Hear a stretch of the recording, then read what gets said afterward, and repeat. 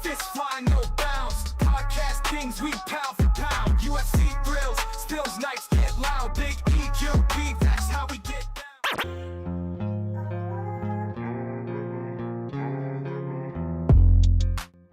What up, everybody? Welcome back to another episode of the GRP. Back at it again on Thursday. Hoping for the best. No bad luck. No bad things happening. I shouldn't even say anything and put it out there, but you know, I have PTSD. when problems happen, technical shit happens, it takes me a while before I get over it. I'm constantly worried bad things are gonna happen. So let's hope for the best here. Hopefully everything works well and get through the show like normal so we can get back to everything like normal. So we're here on a Thursday, ready to go. Got a lot of stuff to talk about. Breaking news left and right still. A second week, maybe not as big as that first week where I had all my issues and couldn't talk about them right away.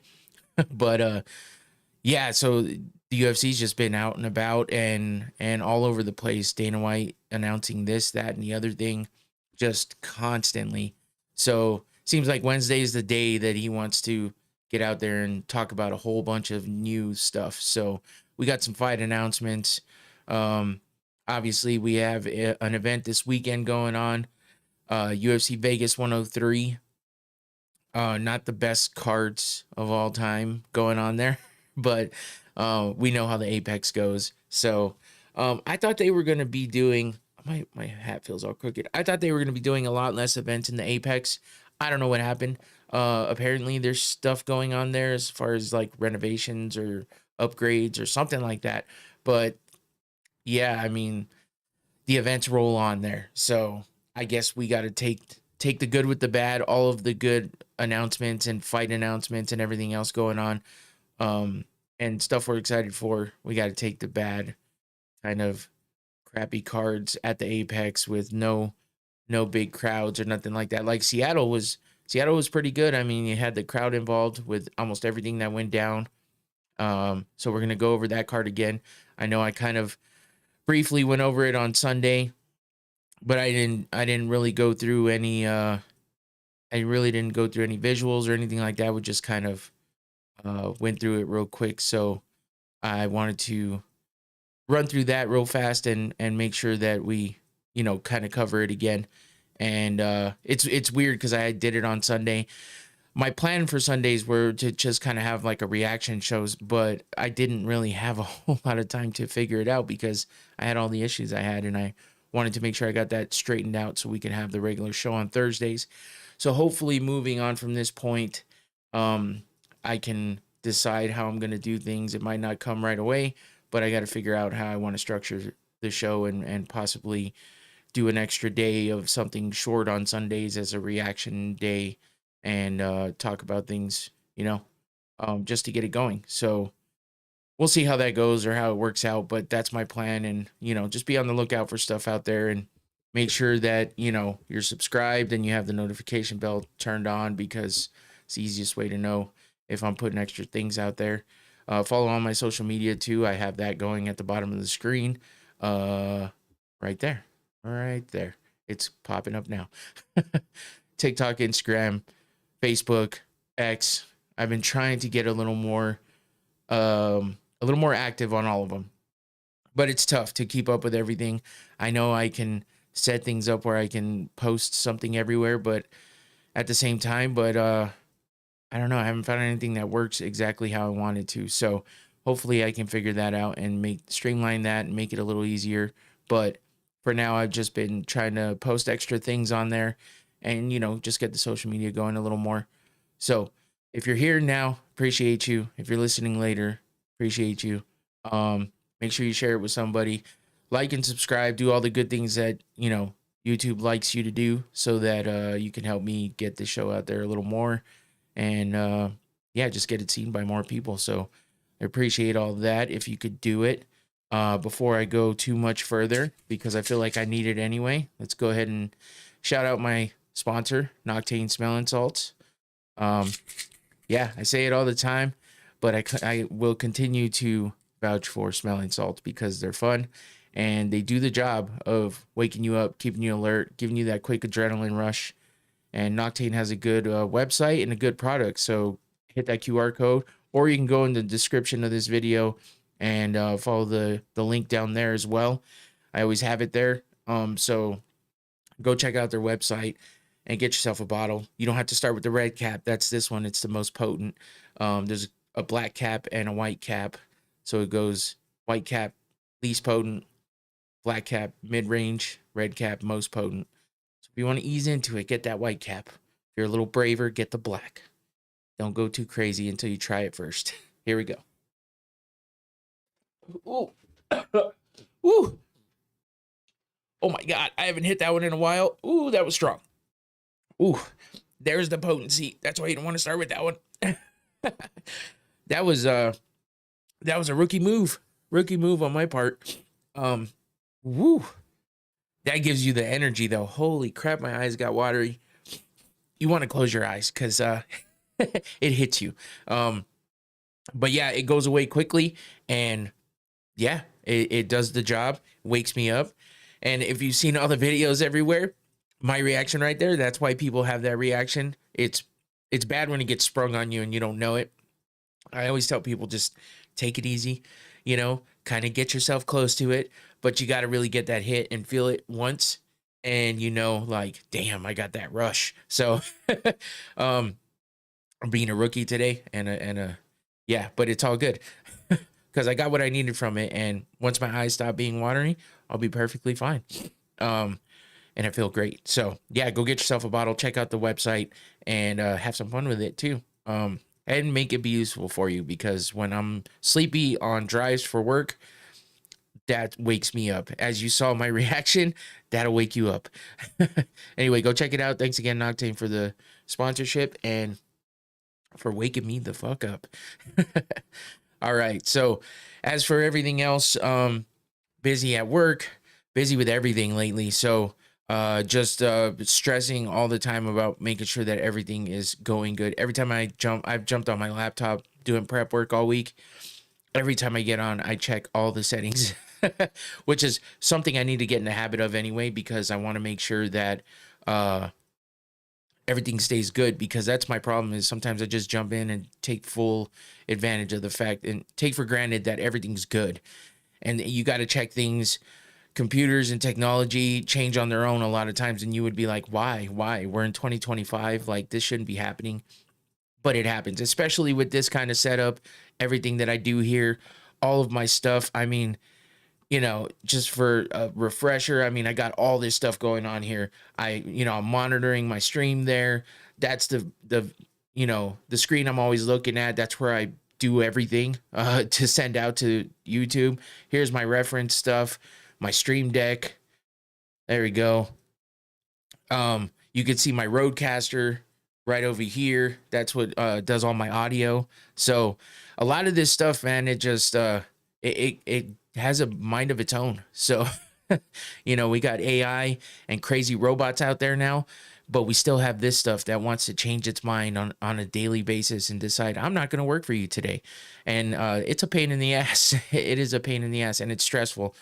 And especially if you're not turning it on and using it all the time, it seems to be even worse. So I try to keep in practice, like keep things going and making sure that things are working. So yeah, that's been my stressor lately, and I'm just paranoid that things aren't going to keep working. So I'm hoping and crossing my fingers that everything does keep working and don't have problems for a long time again, because I didn't for a really long time. It was small stuff here and there, but no big problems, and that last one almost took me out. So glad to be back on the normal day. Knock on some wood and hope that everything stays good, and let's get through this show and have some fun talking about everything combat sports and MMA. So let's get started here, because there's some fun stuff to talk about, and we're going to get started with some combat sports news, starting with one of the bigger things that happened, some injuries taking place and taking people out. Starting with Dan Hooker. We were so excited to have Dan Hooker versus Justin Gaethje for UFC 313. And instead, now Hooker is injured and out of 313. due to a hand injury. I guess apparently he punched somebody on the top of the head on accident or something like that, and his hand is just like double the size of the other hand. So that's not good, obviously. And apparently, I guess I heard today that he's actually gonna have to have surgery. So he must have really fucked that hand up, and that's unfortunate because, like I said, we were looking hella forward to watching Hooker versus Gaethje at UFC 313, but it's not happening now. Luckily, Gaethje is able to acquire a new opponent, and after I take a sip, I'll tell you who that is. Big sip, man. I feel like I haven't had an old fashioned since this past weekend. I haven't really been having any during the week, so that tastes really good right now. It's what I needed. So, in the place of Dan Hooker, we have the announcement of Rafael Fiziev versus Justin Gaethje at UFC 313 happening next month, or I should say in a couple weeks, because not this Saturday, but next Saturday is UFC 313, headlined by Alex Pereira versus Magomed Ankalaev. A lot of people are wondering how this fight's going to go. Ankalaev initially said that he was going to stand and bang with Pereira, but then he alluded to possibly doing some wrestling, which a lot of people thought, okay, Pereira's going to have a hard time with him because he can wrestle. He's got that Dagestani type wrestling, and yeah, but he likes to strike too, so he's a little different than all the rest of the guys out there. But we'll see what that brings on March 8th when this fight goes down. And now we have this fight to look forward to as well. They've fought in the past, so it's not like this is the first time we've ever seen them, but it was a banger then, and let's hope it's even better this time. A few other big fights on that card. Actually, there's a lot of good fights on that card, so we'll just save that for next week and go over it a little more in depth like I normally do. So the other big fight that was announced, other one of many, Jean Silva versus Bryce Mitchell. So Jean Silva called out Bryce Mitchell after his impressive win last weekend, and he got what he wanted. Was it last weekend? I don't remember. Let me see. Yeah, it was last weekend with that KO or TKO win over Bagdasaryan, which we'll go over that again here in a minute. But yeah, he called out Bryce Mitchell, and they've already taken shots at each other online because Jean Silva's nickname is Lord Jean Silva, and Bryce Mitchell's like, there's only one Lord, brother, and that's not you. If you know how Bryce Mitchell talks, you know what I'm saying. But and Jean Silva was like, listen, man, actually, I have it. I want to read it real quick because I believe I screenshotted it, and I wanted to make sure that I remembered exactly what he said. Oh, no, I didn't screenshot it. Damn it. He said something like, I'm going to hit you so hard, I'm going to make you realize that the world is actually round, because Bryce Mitchell is a ridiculous flat earther, and he's just nuts about it. So Jean Silva's like, I'm going to make sure you understand where you are in this world and that it is round. So that should be pretty interesting. Couple other matchups announced. Chito Vera versus Mario Batista for UFC Fight Night on May 3rd. And then April 26th, we got Khalil Roundtree versus Jamal Hill. That should be a pretty damn good fight. We'll see if all the talk that Jamal Hill's out there talking about how he's the best at this, that, and the other thing. We'll see how he can do against Khalil Roundtree, who got into that crazy war with Alex Pereira, busted up, so bloody, so many cuts, and survived and went to the end. I mean, well, didn't fully survive, but it's not like he got like knocked out cold. He just got in that war and he survived for a while. So it was impressive, but we'll see. That should be a pretty good matchup there. Couple other fights that got announced. Anthony Smith in his retirement fight versus Zhang, and then who else? Oh, Giga Chikadze versus Onama. Michel Pereira versus one of the Magomeds, and Aliskerov versus Muniz. So a few pretty good fights and matchups announced recently. And that's a lot of the big news that happened this past week. And, you know, we're just being inundated with fight announcements and news and stuff like that. So, I mean, it's good. Believe me, it's good. And it's nice to know what's happening and what's coming up. Let me see if I can find some of these fight nights coming up. That one's not that great. That's Vittori versus Dolidze. Actually, that's a pretty good fight, but the rest of the card's not a whole lot. Leon Edwards versus Sean Brady, March 22nd. That should be a good one. Sean Brady taking the place of Jack Della Maddalena since he's getting the title shot. Jan Blachowicz versus Carlos Olberg is the co-main for that one. Gunnar Nelson fighting again finally versus Kevin Holland. Molly McCann versus Estela Nunez. That should be pretty good. Nathaniel Wood versus Morgan Charrier. This one's happening in London, so a lot of those UK fighters. Jai Herbert versus Chris Padilla.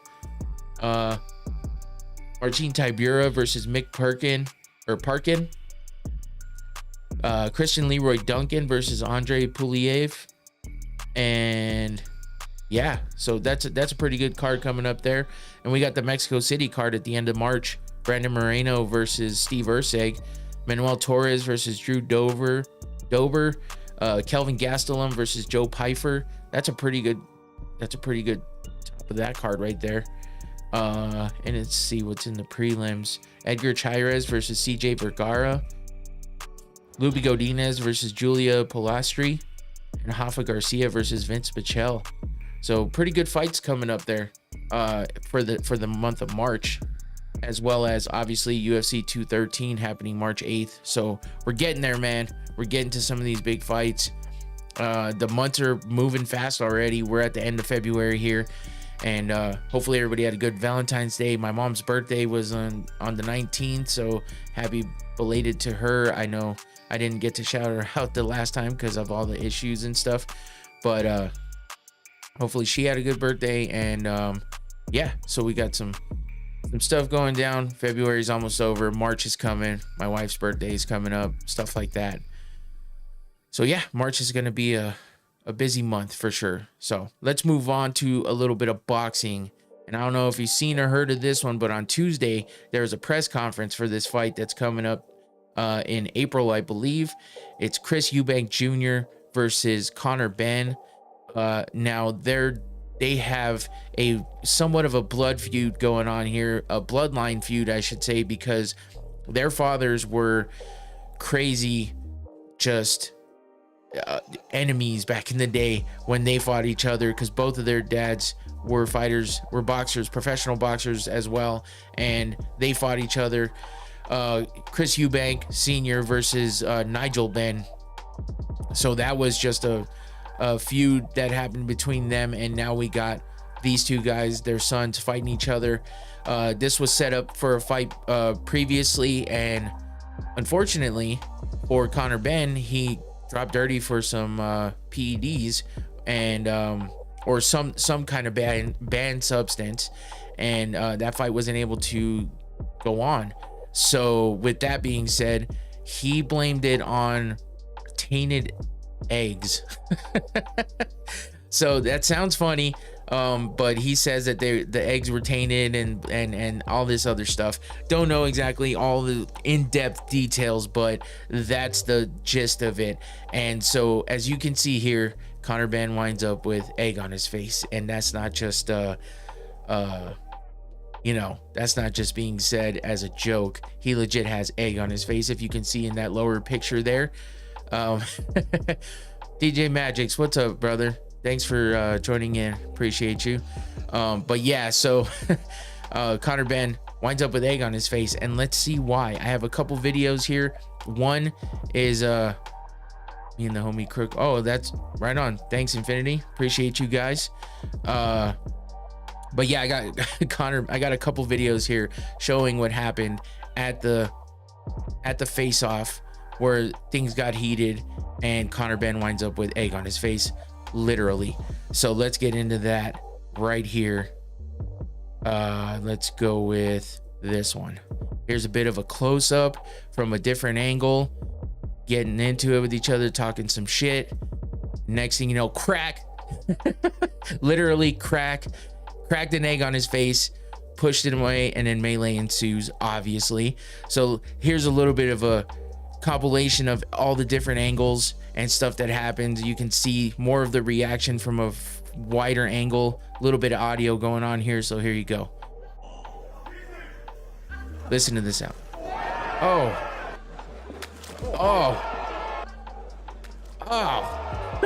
Goddamn. And then people just go nuts. Eddie Hearn is back there going after people. Shit, it just got crazy. So, I mean, that's entertaining as all hell. I don't know. I mean, that's really all you can say about it, right? I mean, it's entertaining and it's fun to watch. And yeah, that's a fun face-off at the end of a press conference. So if the shit talking during the press conference wasn't enough, egg slap bitch. Infinity, that's hilarious.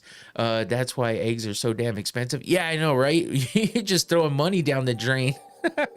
Fucking $9 and $10 for fucking dozen eggs is crazy. But he had a pocket full of eggs, and he was definitely using those for his own entertainment. But we got the Fatal Fury Eubank versus Benn happening April 26th in London at Tottenham Hotspur Stadium. That's going to be a Ring Magazine card. I guess they're going to have it on DAZN. So Matchroom versus Boxer, that should be a pretty good matchup there. Of course, with all of the bad blood and the history with the bloodlines and everything like that happening, that should be a fun one.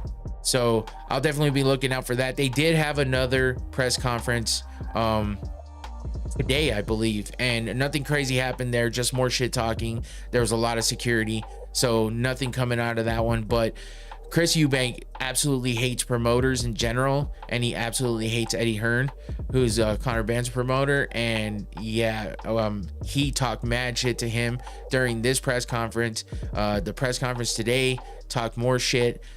So I mean, go back and check that out. You can watch it on YouTube, or you know, you can probably just Google it and find it. But yeah, entertaining stuff there. Lots of shit talking. Conor Benn doesn't talk a whole lot, but when he says things, he's constantly calling people names, and it's pretty funny, accent and all. So check that out. Big boxing. And then apparently, I just learned this, promotion not there, I guess, but Gervonta Davis is fighting this weekend against Lamont Roach Jr., the Reaper. So Tank versus the Reaper happening this weekend.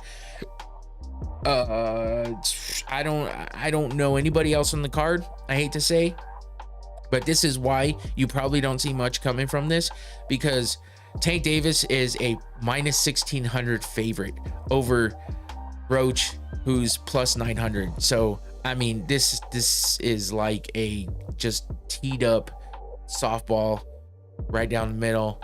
Tank is favored to win by knockout by a lot.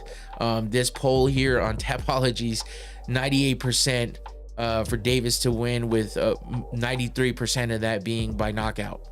So yeah, it's fun to watch Tank Davis fight though, because he's a little pit bull, and he gets in there and you know, he throws what he has. But when it comes down to it, yeah, when you're fighting somebody that you're favored that much over, it's really not that fun. But I mean, you could get a highlight knockout, and I'll be looking for the highlights of that one for sure. So let's move into a little more in-depth recap of UFC Seattle that happened last weekend. Cejudo versus Song Yadong. And I mean, this card was a banger to start. The prelims went 7 fights in a row with 7 TKO or submission. They were finishes regardless. Let's see, we had, actually, let's count this up. KO, TKO for the first 1, 2, 3, 4, 5 fights. Then we got a submission. Oh, and then we got 2 submissions in a row. So 5 of the 7 were KO, TKO wins. 2 were submissions. All 7 of the first fights were a finish. And I'm talking like first or second round for all of them. Yeah, none of them went to the third round. That's pretty damn good. And I mean, you got to start from the bottom and just check out one of the big KOs of the night. Started the night off, Modestas Bukauskas versus Rafael Carqueira, and that was a first round finish for Bukauskas. That's a tough one to say, kind of funny. Oh yeah, can't wait for Tank to get a beating. Infinity, did you hear the odds? Because Tank is favored by a lot, so I don't know if he's gonna get a beating, but if you want to see him get a beating, I'm not sure this is the right one to yeah, one can, yeah, okay, all right, you get it. One of these days somebody will beat Tank, but not right now, I don't think, unless this might be the upset of the decade, so you never know. But Bukauskas, yes, not Bukaki, Bukauskas. There, I said it. That's what I was laughing at, though. Yeah, I got this big knockout win to start the night, and then we move over to Nursultan Ruziboyev versus Eric McConaughey. McConaughey making his debut. Yeah. Ruziboyev versus McConaughey, second round, 33 seconds into the second round. Ruziboyev gets the right hook TKO win on this one to keep the finishes going to start off that card in the prelims. That brings us over to Austin Vanderford. His wife is Paige Van Zant. She's a former UFC fighter. She's going to be fighting in Global Fight League, and she's part of the Power Slap League. So she's actually going to be in an event this weekend, but you can also see her anytime you want on OnlyFans. And she's not shy. And yeah, you see more of Austin than you want to see as well. But go check it out if you want. But yeah, Paige is a good looking woman, so you can get past everything else. Anyway, Austin Vanderford, he fought in Dana White's Contender Series like 3 years ago, I think, and he won, but he didn't get a contract. I guess they didn't like the way that he fought that fight, and Dana was in a not a great mood that day. He wasn't giving contracts out to anybody who just won, and because he didn't get a finish, I don't think he didn't get the contract. So now he gets a 4-day notice, late notice fight against Nikolay Veretennikov. And actually, Veretennikov was a late replacement too, because both these guys were just taking fights days in advance because there were so many fights that got canceled. 1, 2, 3, 4, 5, 6, 7 fights got canceled on this card. So because of that, they needed to fill it, and so they signed Austin Vanderford, which is cool. I think he's a pretty damn good fighter. All right, Magic, thanks for joining in, appreciate you. But Veretennikov was the late replacement as well, so both these guys didn't have a full camp, but Vanderford came out ready to win, wanted to make his name known in the UFC, and he did just that by using his world-class wrestling. You know, he fought for a title in Bellator, and he got the takedown here, as you can see, and winds up ground and pounding and getting the TKO win in the second round. And then some craziness happened because Veretennikov was telling the ref that he was good, even though he's getting the shit beat out of him on the ground, and he's trying to tell him he's good, but the ref is like, you're not fighting back, like you're telling me you're good, but you're not fighting back.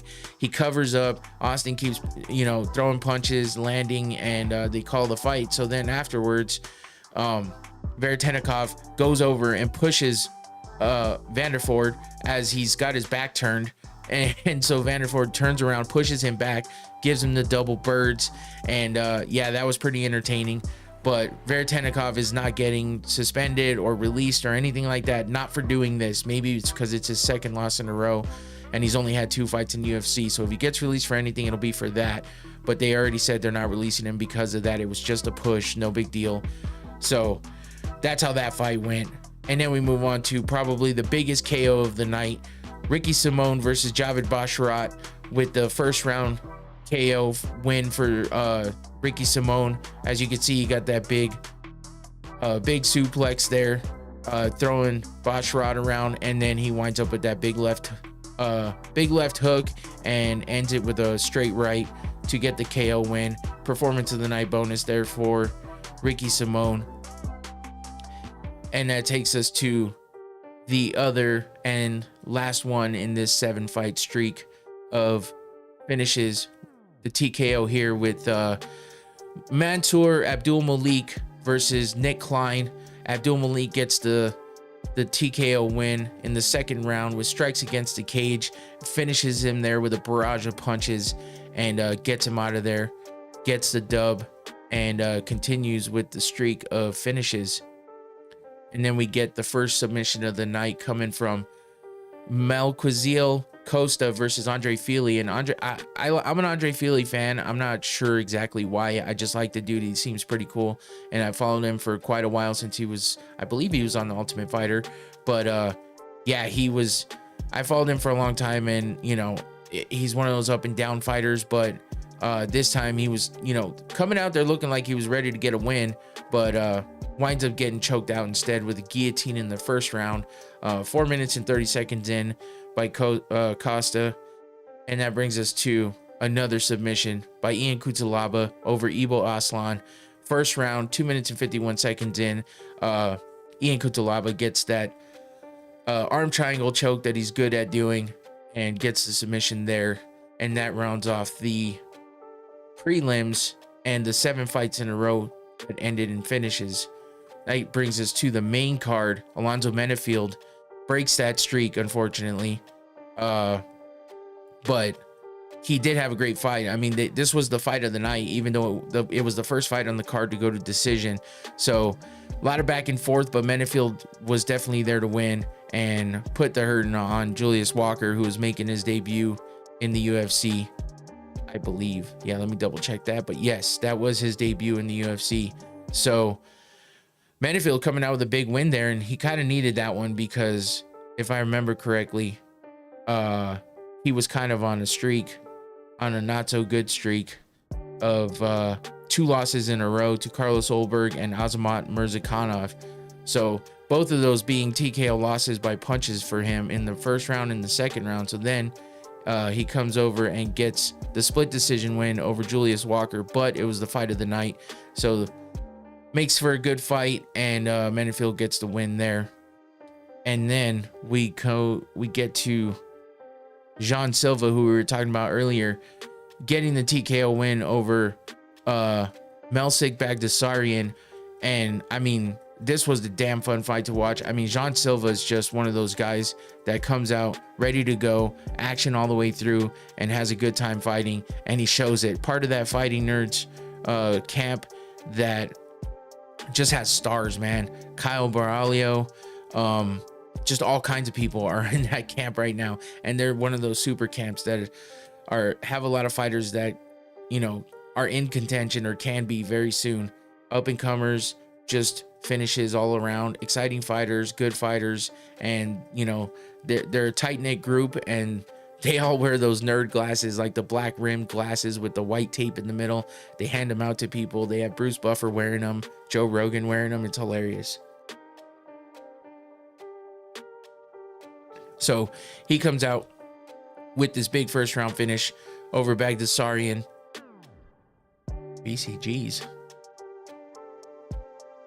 I'm not sure I don't know what you mean by that. Maybe I'm being slow. Yeah, tell me what you mean, because I don't know. Oh. Okay. I was like, what are you talking about? Yeah, that's their thing, and it's hilarious. But yeah, you wouldn't think that most of these guys don't look like nerds, but apparently they're fight nerds. So they're like super nerdy about fighting, I guess. I don't know. But the glasses are funny, especially when they get wins and they're celebrating and they all have the glasses on, and then they put them on other people too. But this was interesting at the end with Silva kind of dropped Bagdasaryan and thought it was done. He's looking at the ref like, hey, look, he's out, he's done. And even Bagdasaryan turned around when he kind of came to and looked over at the ref too, like, is this over? And the ref didn't stop it. So Jean Silva jumps on him, throws down a little more. You know, he took like 1 or 2 quick punches to the head and then winds up throwing elbows to the body for some mercy, because the damn ref was just not stopping the fight, even though to everybody else it was like, this shit's over, and he just let it go. So Jean Silva made the best of it in a classy way, and then calls out Bryce Mitchell after the fact and gets that fight. So pretty good outcome for him, and I'll be excited to watch him kick the shit out of Bryce Mitchell, I hope, because Bryce is just a dumbass. But Bryce Mitchell has a really good ground game, but he's not created striking. He got knocked the fuck out by Josh Emmett, one of the worst, craziest knockouts I've seen, and he was out for a while. He was convulsing on the cage floor. So not that I'd like to see that happen to people, but definitely watching him get knocked out was fun, especially with the dumb shit that he said and continues to say. So I'll be happy to see Jean Silva get a little more of that, give a little more of that to him, hopefully. So next we go to well, let's see, the main card. This was the only fight that had a finish on the main card. The rest of them were fucking decisions, so that kind of sucks. The fights were all good though. I mean, Menefield gets fight of the night. Jean Silva gets a performance of the night bonus for his finish. Rob Font versus Jean Matsumoto is the next fight, and I mean, that one, you know, it was a pretty fun fight as well. So Rob Font always comes out ready to go. Matsumoto put up a good fight, and Font was able to bust him up and get him nice and bloody and get the best of him, but it was a split decision win for Rob Font. So Jean gave it all he had and came out, you know, looking to have a good fight as well, and that's definitely what happened. So that gives Jean Matsumoto his first loss in the UFC. And Font bloodies him up quite a bit, as you can see here. Matsumoto though hung in there, didn't get finished, but Rob Font comes out with the split decision win on that one. And that brings us to the co-main event, Anthony Fluffy Hernandez versus Brendan Allen. And Brendan Allen is one of those guys that's pretty tough too. I mean, he looks like he starts off great, looking good. You're thinking, damn, he really came out to fight. He might get this one, and then things just fall apart for him. And I gotta say, the same kind of for Anthony Hernandez. He does a little bit of the same, like in the first round. He'll get beat up a little bit, kind of looks like he gasses, but next thing you know, he's got a second win, and he's coming out there and fucking people up, or you know, getting great positions on the ground and rolling people up and submitting them. So that's a lot of what he does. In this one, they just both showed a lot of heart and both got out there and put forth good effort. There's Fluffy trying to get the sub there, but Brendan Allen has survived. He's a hell of a, I mean, he's got a lot of heart, and he definitely stayed in there. But unfortunately, Anthony Hernandez handed him his second loss in a row. His last fight was his other loss versus Nasruddin Imavov, who just beat Israel Adesanya. So not an easy opponent there, but he definitely lost that one. Before that, he was on a pretty good fucking win streak. I mean, this was let's see, 1, 2, 3, 4, 5, 6, 7 fight win streak.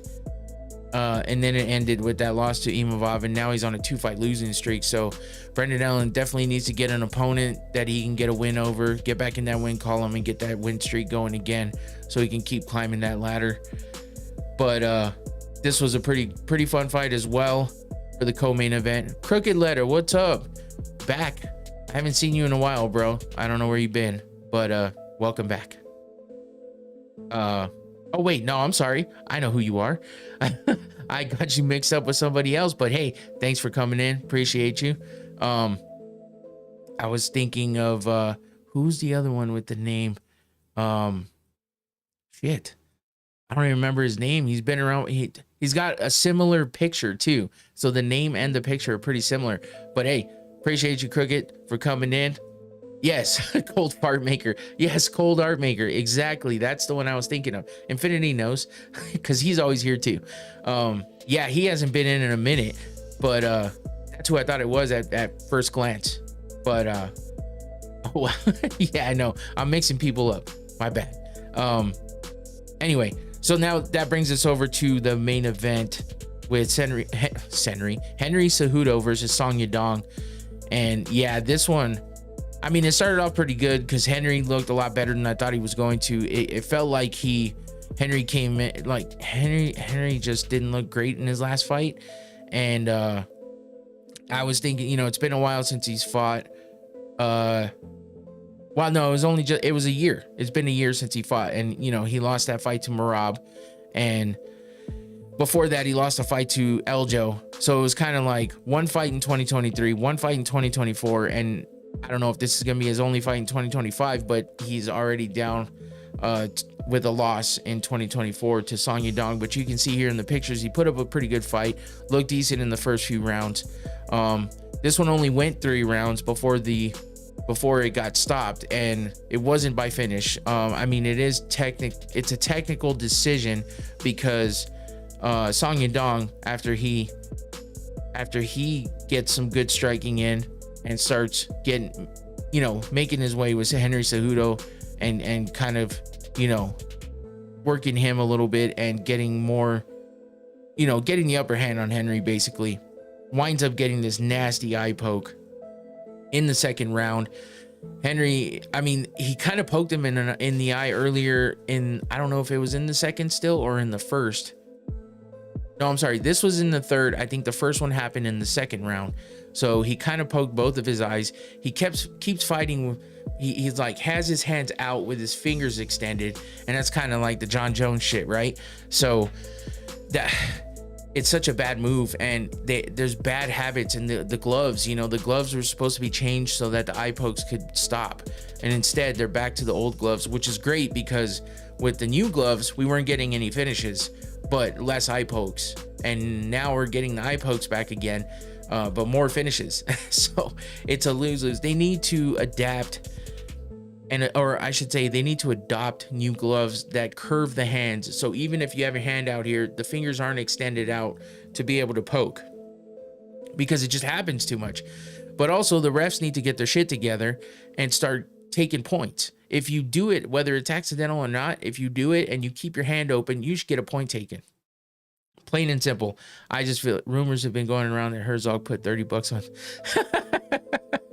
on. Tyler with the funnies. Funny that you bring up Herzog, though, who was the ref. Jason Herzog was the ref, and there's a video of him explaining the rules before the fight started. In the back, he's explaining the rules to the guy, saying you can't fight like this with your hands wide open. You need to make fists, no extending the fingers, because if you're you know, reaching to get your distance, you're gonna poke somebody in the eye if they're coming in. And he explains all this in the back, but yet he continues to let Song Yadong fight that way. He sees that his hands are open, doing it the whole fight, pokes Henry in the eye twice. The second time being the worst one right here. You could see the fingers in the eye. And Henry sat out for the whole 5 minutes that you are allotted to recover. And Henry said that he's sitting there laughing against the cage, taking his time. People are getting pissed off, not really knowing how this went down. But when he gets back up, instead of just saying, "Hey, I can't see," or something like that, and ending the fight right then in the middle of the third round, that would have caused a DQ and would have probably made it like a no contest or something. Instead, I don't like Henry, but yeah, it's not a good call. Exactly. I'm not big on Henry either. King of cringe. The shit's annoying. Henry's just stupid. I hate listening to him talk. But you know, he's a pretty good fighter. He's been a champ. And yeah, unfortunately, this was a bad call by Herzog. And Henry takes the whole 5 minutes, finally gets up, says he's seeing like quadruple of everything, but still gets up and tries to fight. Herzog tells him, "Hey, let's finish this up and get through the third round, and then I can call it in the fourth, and we'll go to the scorecards." It's like, what? That doesn't make sense. But when Henry gets up, Song's back out there with his hands like this, fingers out, hands out, like no fist, and Herzog doesn't do shit. So Henry actually called out Herzog and had him on a FaceTime and talked to him about it and said, "Hey, listen, why didn't you take the point? Like, why didn't you take the point?" I got up after the 5 minutes, still couldn't see very well, And then we get back to the fight, and he's out there with his fingers extended again, and you did nothing. And Herzog admitted to the fact that he fucked up, but it is what it is, because then they get to the 4th round, and Herzog says, I got to start the 4th round and we can end this and go to the scorecards. Well, unfortunately for Henry, he was down on the scorecards. So that means the decision's not going to go his way, and Song Yadong wins by, technical decision because the scorecards were in his favor. So everyone was talking about how Henry just kind of it was a cop out. He was looking for a way out, all this other shit, right? Because Henry's eye didn't look that fucked up when he got up, when they were showing him after the fight was over, and he's still saying he can't see and all this other stuff. Well, here's what happened to his eye. So you can actually see the damage there. Diplopia, soft tissue damage, and corneal abrasion. So I guess he said that the doctor said if it was like just a little over to like, I think his left or something, then it could have been like, it could have blinded him in that eye. So that's a tough one for Henry. And he's vindicated a little bit by, what the doctors told him and how it wound up and how it winds up looking. But still, he has to go through his eye being fucked up for a little while. Very odd that Dana dismissed the rematch so fast, like it was Lewis versus Ngannou. They were scrapping. Yeah, it was a good fight until the eye pokes. And I don't know why. I think Dana just is over Henry too, I think. Possibly. Or he thought that Henry was kind of just fucking giving up and finding a way out. But I don't know. Tyler's right, though. It is odd that Dana dismissed it so fast. Dana basically said, what, you want to see that rematch? Really? What, like in a couple months? Should we do it that fast? Just being sarcastic as hell. But it was a pretty good fight up until then. So it's kind of sucks. Sucks for Henry for sure. Song Yadong wasn't happy with everything either. And I'm hoping that he corrects his actions, considering, hopefully he understands that, like, especially with Henry talking about the fact that he comes out with his fingers extended again. He needs to train a little more without those fingers in the mix. John Jones does it too, but it seems like he doesn't do it as much now, but he definitely has that problem as well. So pretty nasty injury for Henry Cejudo. Pretty shitty outcome for the fight for him. Song Yadong gets the win, and now Henry's he needs Noctane. Yeah. Now Henry is on a 3-fight losing streak after something like that. So pretty rough, man. It's a tough way to continue on a losing streak, but it is what it is. So that's it for UFC Seattle. Let's get to UFC Vegas 103 happening this weekend on Saturday.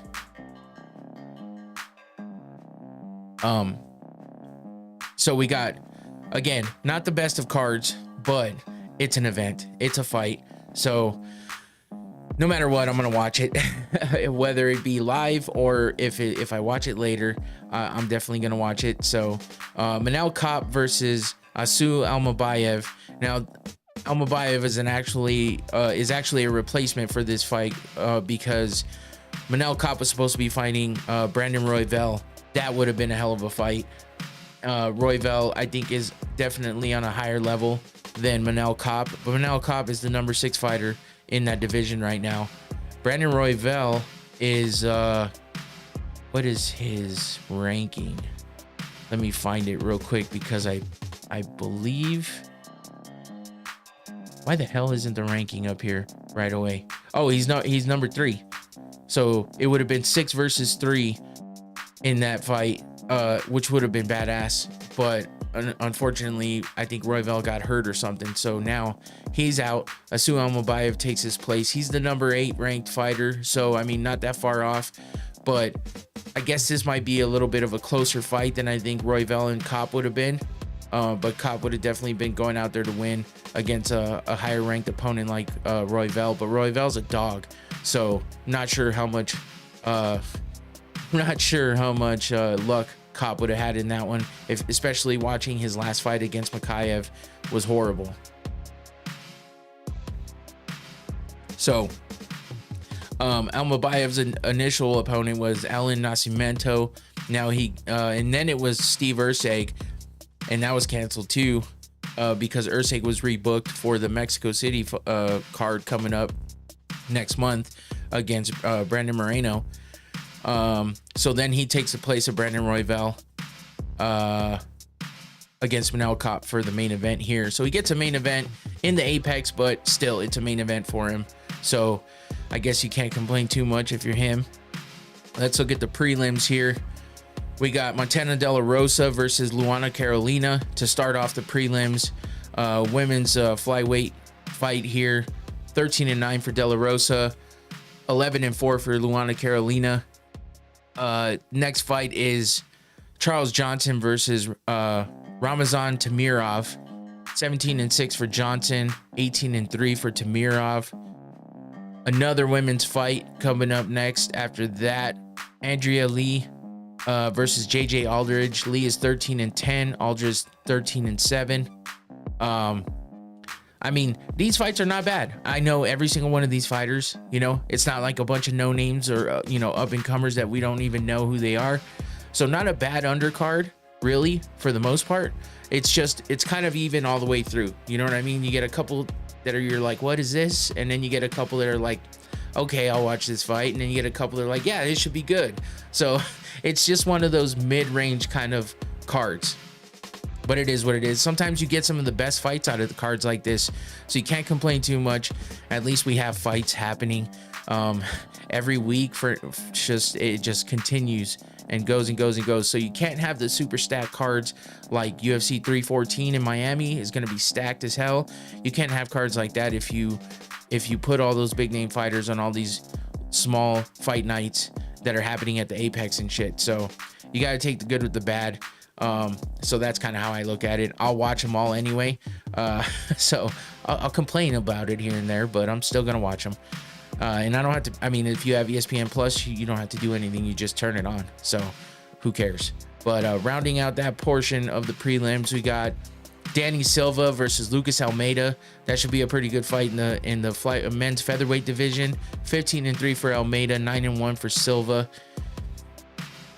And the other half of the prelims, what the hell? Silva de Andrade, Douglas Silva de Andrade. I couldn't remember it just says D Silva de Andrade, and I'm like, Douglas would not have been my first guess. I couldn't remember his first name because it does not suit him or fit him. That's strange. Douglas Silva de Andrade versus John Castaneda. 29-6 for Silva de Andrade, 21-7 for Castaneda.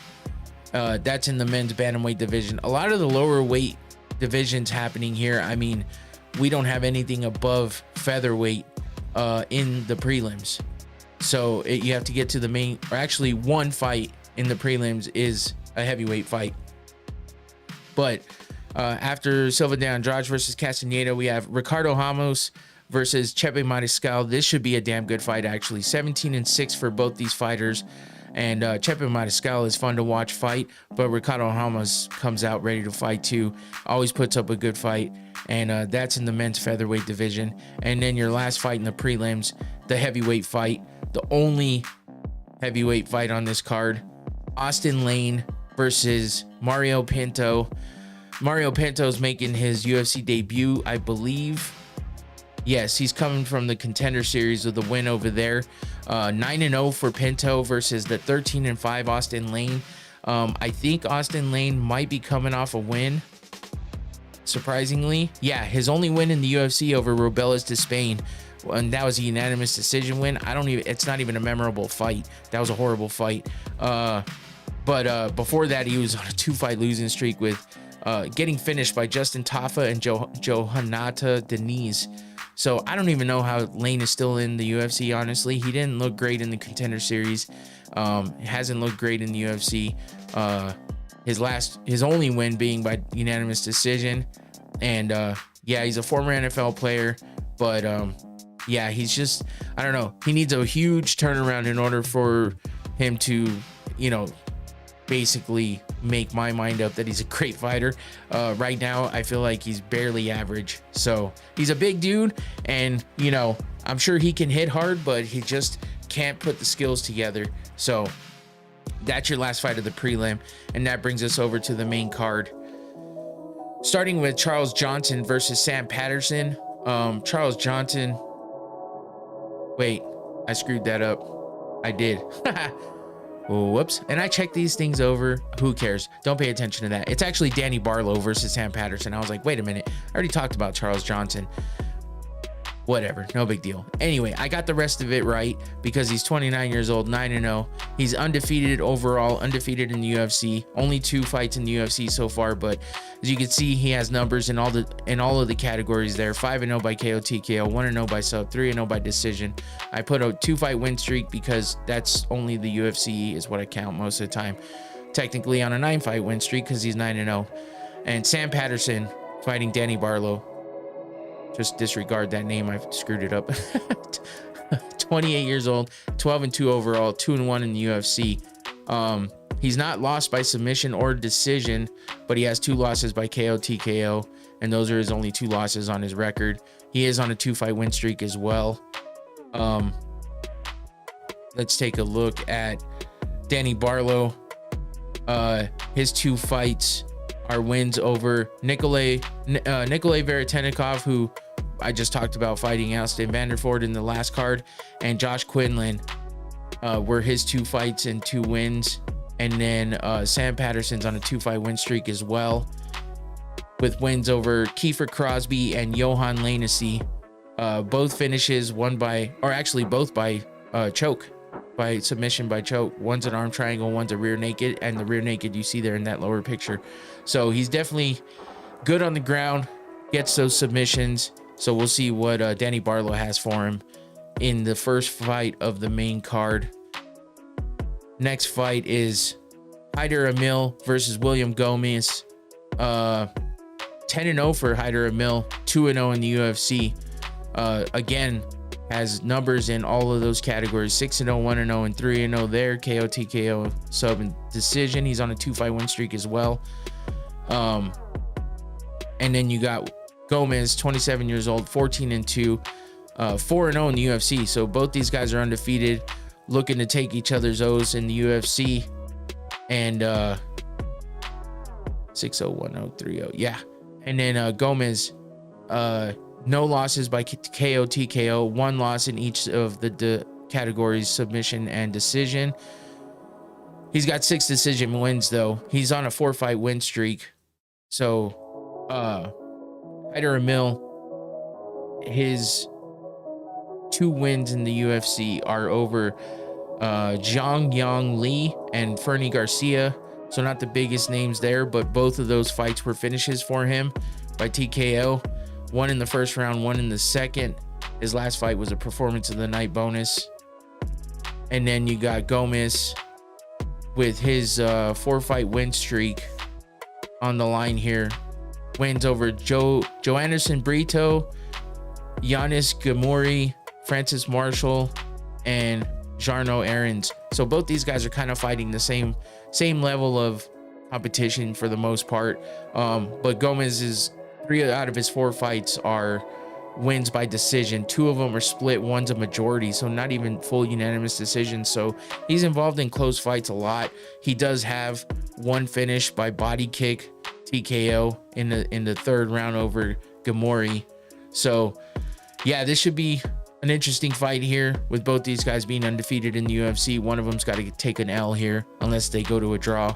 We'll see who gets that L first after this fight. Moving on to the next fight, Nasrat Haqparast versus Esteban Ribovics. Ribovics was that guy who was involved in that crazy ass fight at the Sphere during the Noche UFC, and I mean, he was, what was that with Daniel Zellhuber? That was a fucking crazy ass fight, man. That's probably one of the best fights of the year last year for sure. So I think it might have even won fight of the year for a couple of those award shows. But Ribovics coming back, trying to get a win over Nasrat Haqparast, who's 29 years old, 17-5 and overall 9-4 in the UFC. Never won by sub, but has 1 loss there. 10 wins by KO TKO and 7-3 by decision. He's on a 4-fight win streak. And then you got Rybovics, who's 28 years old, 14-1 overall, 3-1 in the UFC, undefeated in the KO, TKO, and submission columns, and is 2-1 by decision. He's on a 3-fight win streak. So we got Haqparast with wins over Jared Gordon, Jamie Mullarkey, and Landon Quinones, and John McDessie for that 4-fight win streak. All pretty damn good names, pretty good level of competition there for him. Let's see, 3 of those being by decision, 1 being by finish against Jamie Mullarkey. 2 of those decision wins were unanimous. 1 was a split. His finish against Mullarkey earned him a performance of the night bonus. And then you got Esteban Rybovics, like I said, in that crazy fight with Zellhuber. That was his last fight. It was a split decision win for him, and that earned him a fight of the night bonus there back in September of last year. His other 2 wins in that 3-fight win streak are Terrence McKinney. He won by head kick, 37 cents. Oh, that was a nasty fucking head kick. Terrence McKinney is one of those guys that goes out and either finishes a fight quickly with a KO or gets KO'd himself. And this time against Rybovics was a nasty head kick KO by Rybovics. So 2 crazy big wins for Rybovics there. And then his 3rd win in a row was against Kumuela Kirk. That was a unanimous decision win for him. So his only loss being to Loik Radzobiov. So this should be a fun fight, I think. Both these guys, good level of competition for both of them. They both have some good fights under their belts, and they're both on pretty big win streaks. 3 wins for Rybovics and 4 for Haqparast. So we'll see which one gets their win streak snapped on Saturday night. And that brings us to the co-main event. Cody Brundage versus Julian Marquez for the co-main event of this card. Brundage, 30 years old, 10-6 overall, 4-5 in the UFC. 2 losses in every category here, but 5 wins in KO, TKO, 3 wins by sub, and 1 by decision. He's coming off a loss, but so is Julian Marquez. He's on a horrible losing streak. I don't know what happened to him. He basically hasn't won since he called out Miley Cyrus, which was a few years ago, and he just hasn't had good luck. But he's 9-5 in overall, 3-4 in the UFC. Losing record, not good for him. 5-3 by KO, TKO, 4-0 by sub, and 0-2 by decision. So he definitely doesn't want to go to decision because he has no wins there. He's undefeated in the submission category. So he's definitely good on the ground, definitely good with those submissions, dangerous with those submissions, actually. If he can get you down there and get the right position, he's going to take advantage of that for sure. So, but he's on that 3-fight losing streak, which is fucking tough. Let's take a look at who Cody Brundage lost against in his last fight. And that was, actually his last fight was a no contest to Abdul Razak Al Hassan back in July of last year. But that last loss of his was to Bo Nickel, which can't down on him too much for that one, because Bo Nickel is a tough ass opponent. He's been on this crazy win streak and just seems to be getting better. So can't be too ashamed of that one. But before that, he was on a 2-fight win streak with wins over Zach Reese and Jacob Malkoon. Both of those, one was a DQ, one was a TKO win, both in the first round. And that Zach Reese was a performance of the night bonus for him. And now his opponent, Julian Marquez, let's see who his 3-fight losing streak is against. And that is Zach Reese, Marc-Andre Barrio, and Gregory Rodriguez. So RoboCop, Marc-Andre Barrio, and Zach Reese. I mean, fuck. Those are tough opponents there. So I guess you can't down on him too much. But, you know, being on a 3-fight losing streak, and he hasn't won since 2021, where he was on a 2-fight win streak there. Both his fights in 21 were performance of the night bonuses. 1 performance, 1 fight of the night, which was against Sam Alvey and Maki Pitolo.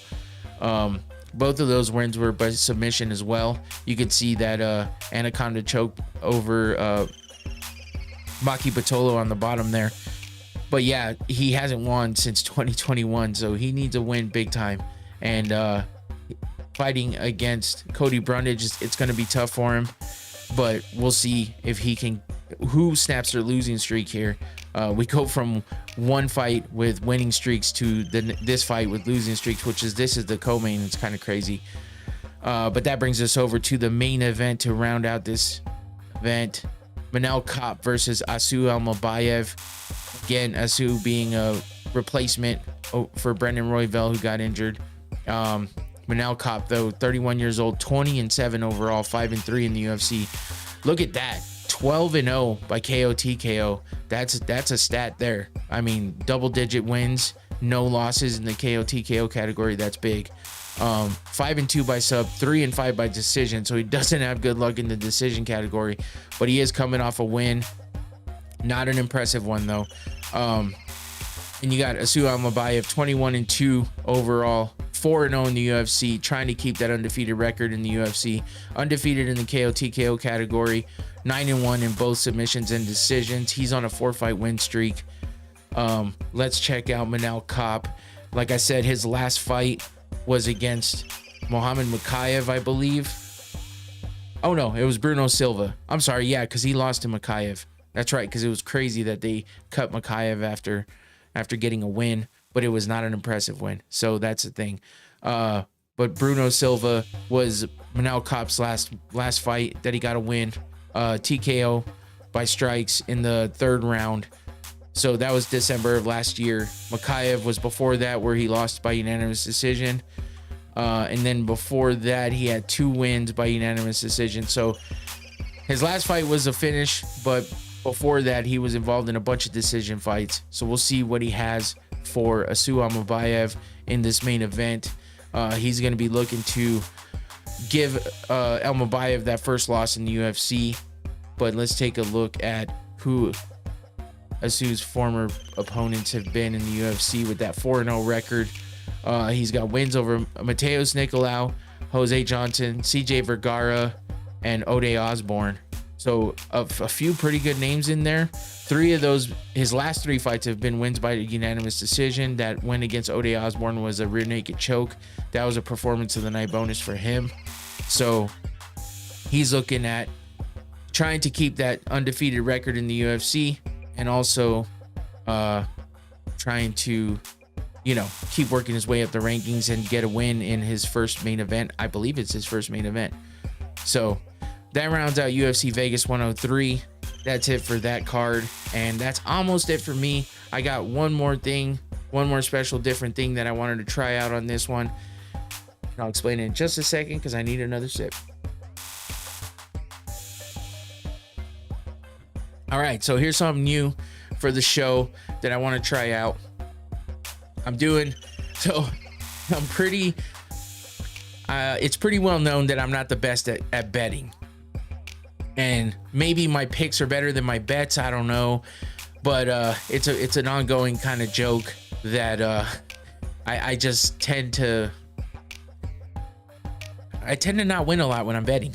So here's something new I want to try out, and it's the fight wheel. And this fight wheel is basically, I'm gonna have the fight wheel predict who's gonna win, instead of me making picks, because I just seem to suck at making picks.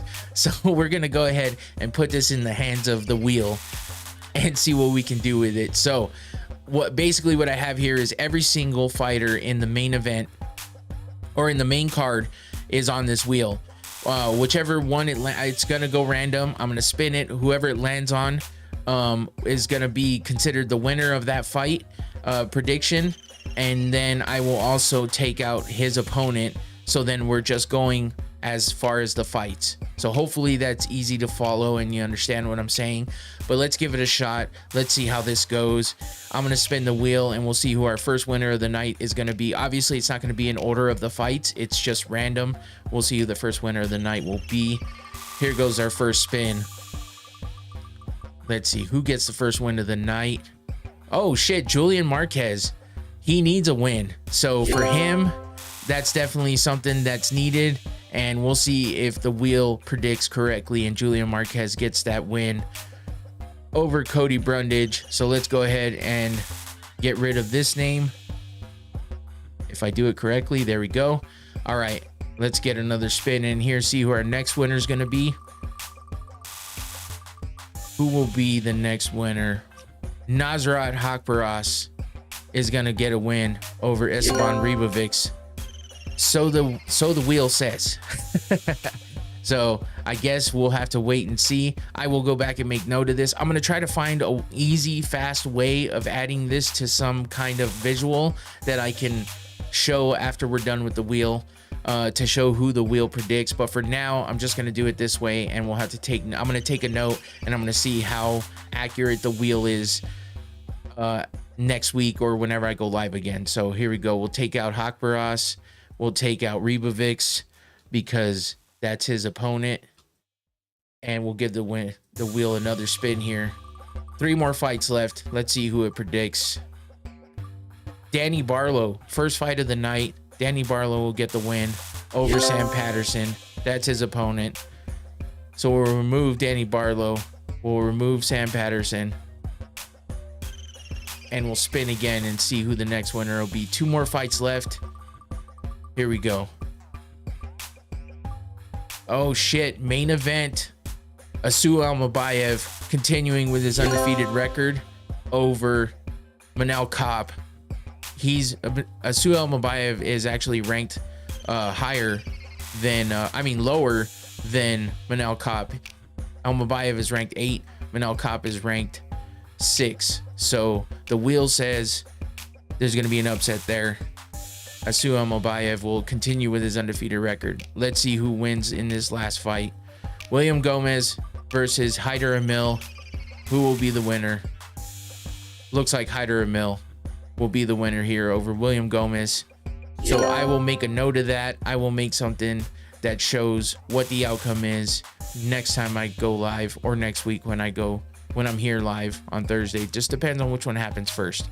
So yeah, that worked out pretty good. That was fun. And that's definitely something I'm going to try to make more use of. And that does it for today's show. A little bit of a shorter show, but that's kind of because I did a show on Sunday going over a lot of the stuff that had already been gone over and talked about some other news. So, if anything, maybe I'll do a couple shows and they'll be a little bit shorter, and that's fine with me, as long as I'm getting things out there. And all right, Infinity, appreciate you. Yeah, we'll talk this weekend, man, for sure. But yeah, hopefully that wheel worked out. Hopefully that's entertaining. And we'll see what the outcome is and how accurate the wheel is. And if it starts to become pretty damn accurate, then I will maybe start making actual bets on the wheel predictions. So just something fun I wanted to incorporate just to add a little something to the show, considering, like I said, I don't have the best record for betting. Maybe I'll figure out where in the show it best fits to have the wheel. Maybe it's before I go over the whole card, or maybe it'll just be after, like I did this time. Either way, a work in progress, but that was fun. So that's it for me. I'm done here. Don't forget to watch the fights on Saturday. Don't forget to like and subscribe and share this with a friend. Help me grow the channel. I do this all on my own. Yes, I have trouble sometimes. Yes, I fuck things up sometimes, but it's fun. I like doing it. It's for myself to just, be able to talk about the fights and whatnot. And it's just a fun thing to do. The watch parties are fun too. And I'm definitely going to have that coming up for the next pay-per-view on March 8th. I'll have some in-studio guests, probably the Norms, but that's okay, because it's always fun when we get together and watch the fights. I'll be looking forward to that because it's been a minute. Didn't do a watch party last month, so we're doing one this month, and it should be fun, and it should be a pretty good card. So hopefully everybody liked the wheel, and hopefully you enjoyed the show. Don't forget to watch the fights again on Saturday. There's the Gervonta Davis fight going on this weekend too. I don't know what time or when or how to watch it or anything like that, but if you want to check it out, I'm sure you can Google it and find it. Yeah, but that's it for me. Hopefully everything went well. I didn't hear any complaints about audio or video problems, and that's good. And I hope that we continue on that level of goodness, because I don't need the problems. So that's it for me. I'm out of here. Take it easy. Have a good weekend. Enjoy the fights. Peace.